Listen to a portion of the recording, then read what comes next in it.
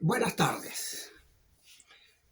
Muy preocupados por la situación que se vive en el Medio Oriente. El conflicto entre Israel y Hamas se ha ampliado. Algunos dicen que por el ataque brutal de Irán contra Israel, pero que en realidad es por el ataque que llevó a efecto Israel sobre un territorio de Irán y que fue el consulado de Irán en Siria, el cual fue destruido por un misil israelí en el cual murieron dos generales de la revolución iraní y, y varias otras personas. Pero lo grave es el ataque a un recinto extranjero, porque las embajadas y consulados son recintos extranjeros que no se pueden, ya según las Naciones Unidas, no se pueden violar ni mucho menos atacar como lo hizo Israel. Entonces se esperaba una respuesta de Irán por estos hechos. Es más, la situación interna de Irán clamaba por una respuesta. Y esta respuesta se produjo en la noche de ayer.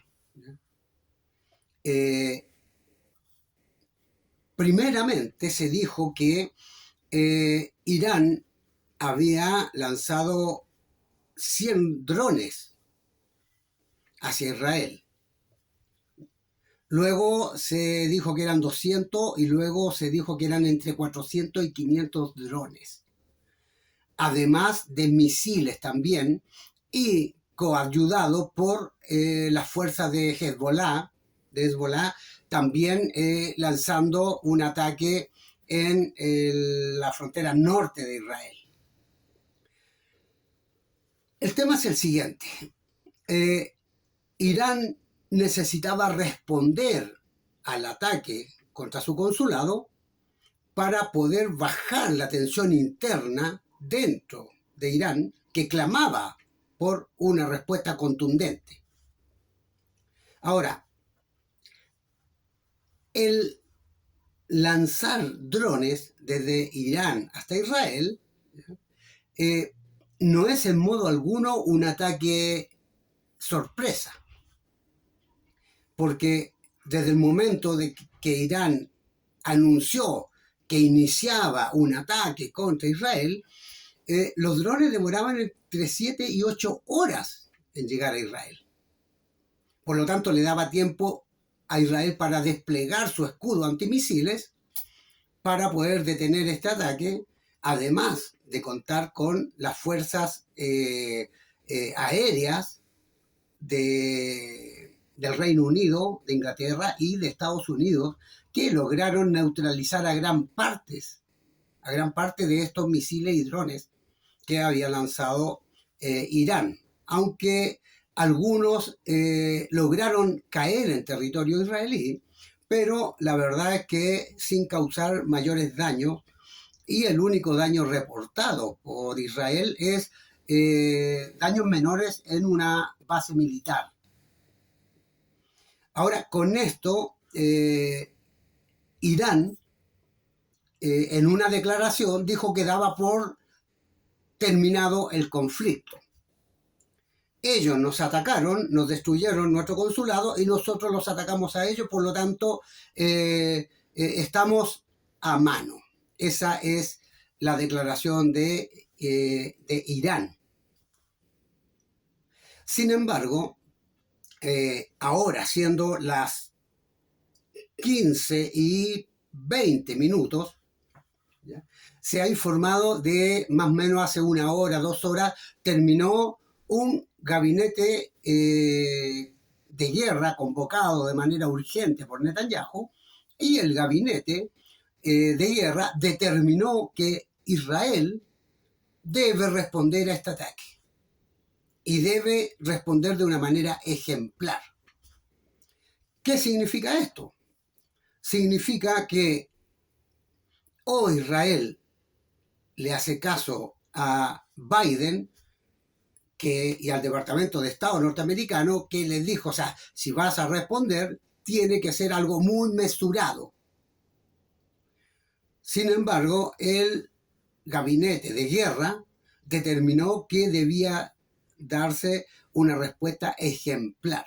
Por lo tanto, se espera que el conflicto escale aún más, porque una respuesta ejemplar, como dice Israel, va a obligar a Irán a responder, con lo cual el conflicto escalaría y podríamos estar hablando más que de un conflicto, podríamos estar hablando de una guerra declarada.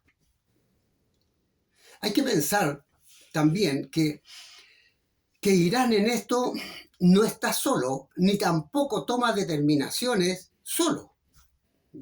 Es impensable que Irán haya hecho este ataque a Israel sin contar con el apoyo de Rusia y de China, o por lo menos haberlo discutido con ellos antes de iniciar este ataque. Por otro lado,